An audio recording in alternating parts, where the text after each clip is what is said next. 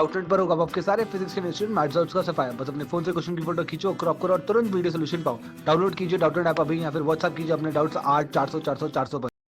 इस क्वेश्चन में हमें दे रखा है कि एक पार्टिकल है एम मास का, क्यू चार्ज का, इसको एक रीजन में मैग्नेटिक फील्ड के परपेंडिकुलरली प्रोजेक्ट किया है। अब हमें इसमें एंगल ऑफ डेविएशन निकालना है जब ये बाहर निकले। इनिशियली इसको ऐसे ऐसे अगर निकाला तो जब ये इस फील्ड से बाहर निकलेगा तो इसका कुछ थीटा एंगल हो जाए बन जाएगा। और हमें ये फाइंड करना है कि एंगल ऑफ डेविएशन निकालना है एक बार 2mv/bq के लिए, एक बार mv/bq के लिए और mv/2bq। ये इसकी लेंथ दे रही है, ये अलग अलग लेंथ के लिए। तो हम इसको सबसे पहले सोल्व करना शुरू करते हैं। सबसे पहले हम ये निकालेंगे कि जिस मैग्नेटिक फील्ड की वजह से जिस सर्कुलर मोशन को ये पार्टिकल फॉलो करेगा उसका रेडियस कितना होगा। तो सबसे पहले लिखते हैं हम radius r equals to mv/qb और रेडियस होगा हमारा m,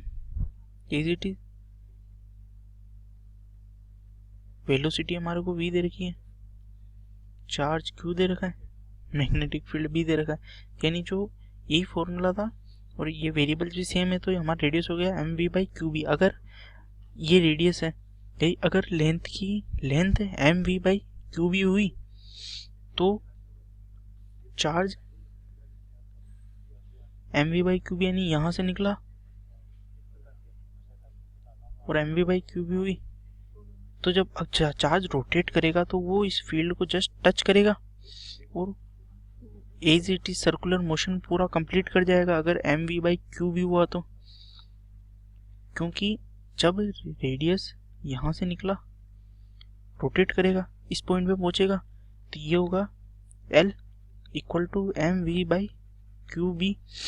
लेकिन ये रीजन से बाहर नहीं जाएगा, इसमें मैग्नेटिक फील्ड लगेगा और ये टर्न कर जाएगा क्योंकि यहाँ पे इसको हॉरिजॉन्टल वेलोसिटी होगी और ये मैग्नेटिक फील्ड के इफेक्ट में भी है। तो ये यहाँ से टर्न करके फिर इस पॉइंट से मैग्नेटिक फील्ड के बाहर निकलेगा।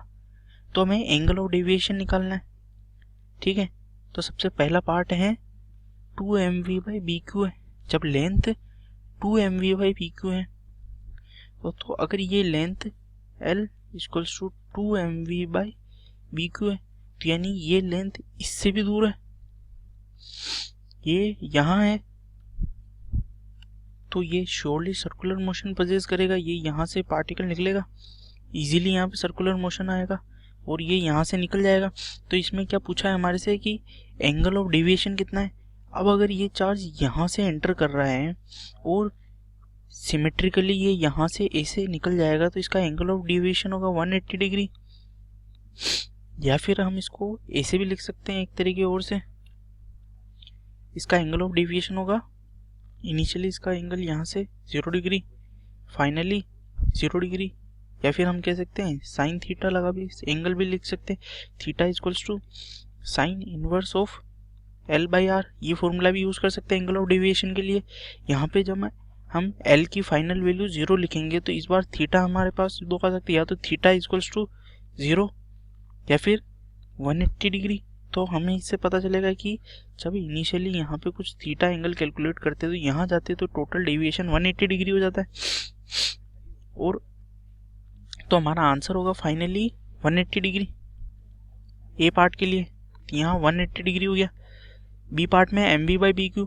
अब बी पार्ट थोड़ा सा कॉम्प्लिकेटेड केस है, इसमें क्या होगा कि जस्ट टच करके निकल जाएगा। अब जस्ट क्या करेगा कि L इक्वल्स टू R तक मैग्नेटिक फील्ड है, यानी जब वो L इक्वल्स टू R पे होगा तब उसकी हॉरिजॉन्टल वेलोसिटी भी होगी और उस पर मैग्नेटिक फील्ड भी होगा, क्योंकि ये क्रिटिकल कंडीशन है। अब ये यहाँ से हो सकता था कि मैग्नेटिक फील्ड के बाहर भी पैरेलली बाहर भी चला जाता है ये यहाँ पे, लेकिन ये जाएगा नहीं। ये L इक्वल्स टू R पे मैग्नेटिक फील्ड दे रखा है। हमें पूछा है कि if the width of region is, अगर width of region less than ये होती, अगर मान लें हम इसको L के देते हैं, तो अगर width of region is between 0 and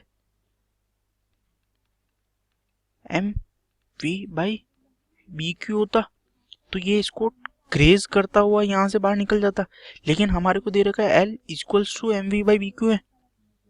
तो क्या करेगा कि ये टर्न कर जाएगा ये यहाँ से, ये अगर L equals to M V by B Q दे रखा है तो ये यहाँ से टर्न करके यहाँ से निकल जाएगा। तो इस केस में भी हमारा जो डेविएशन आएगा वो 180 डिग्री आएगा। अब करते हैं M V by two B Q पे, ये लेते हैं केस, मान लो L equals to M V by two B Q. ये केस इसके सिमिलर होगा, किसी थीटा डिग्री एंगल से ये निकलेगा। अब क्या करते हैं यहाँ पे एल हमारे को पता है M V by two B Q है, ये वाली लेंथ है M V by B Q, हमें ये एंगल निकालना है और ये एंगल थीटा डिग्री है। तो हम इसको थीटा डिग्री कैसे लिखेंगे, sine inverse of L by R. तो ये लिखेंगे, ये थीटा अपन ट्रायंगल में से क्या बोलते हैं ट्रिग्नोमेट्रिक प्रॉपर्टी निकाल के भी लिख सकते हैं, या फिर डायरेक्टली ये लिख सकते हैं sine inverse of L by R equals to theta. तो इसमें लिखेंगे sine inverse of L, L कितना है M V by two B Q, और आर कितना निकाला था अपन ने, आर निकाला था यहाँ पे हमने M V by B Q. तो यहाँ लिखेंगे M V by B Q. तो यहाँ से हमारा साइन इनवर्स आ जाएगा साइन इनवर्स ऑफ हाफ, और ये होता है हमारा 30 डिग्री। ये हो गया हमारा एंगल 30 डिग्री। इसका मतलब ये 30 डिग्री पे यहाँ से जब ये एंगल यहाँ से निकल रहा होगा तब 30 डिग्री होगा, और एक बार इसके निकलने के बाद इसमें कोई एंगल में चेंज नहीं आएगा तो ये स्ट्रेट ऐसे आगे बढ़ जाएगा, यानी यहाँ 30 डिग्री। तो हमारा थर्ड पार्ट का आंसर है 30 डिग्री।